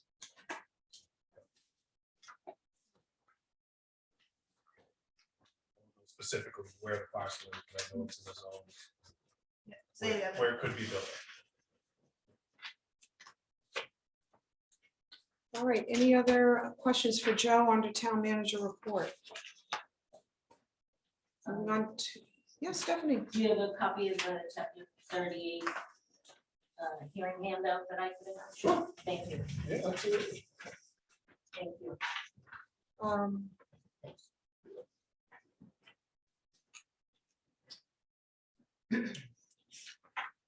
All right, select board communication.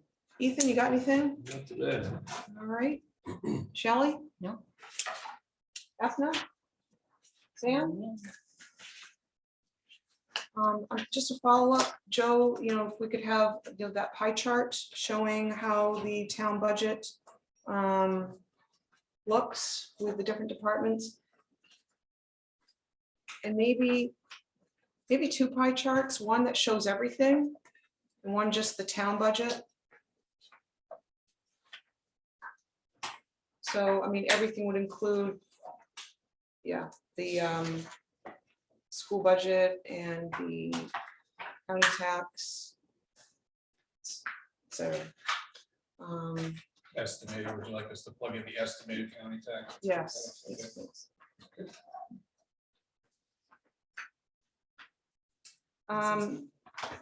Executive session. Oh, I'm sorry. Mark. Will there be one of those colored budget summary things that come out, they got the green, the red, the Blue. different colors with the changes and that type of stuff? That's my Available intent, for the yeah, I public believe hearing? they were building those today. Okay, great. Thank you. All right.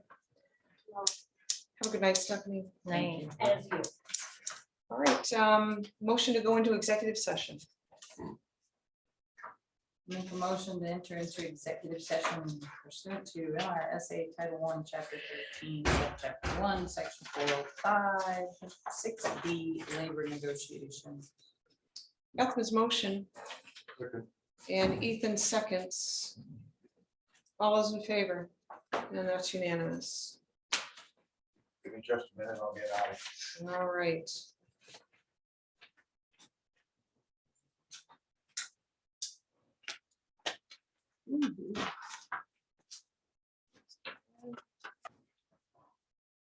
I give you a call. All right, we are out of executive session with no action taken or needed to be taken. Entertain a motion to adjourn. Ethan's motion and Ethna seconds. All those in favor? And that's a wrap. Thank you, everyone. Night, Tracy. Good night, Tracy. Guys, Thank so you. that's 9:10.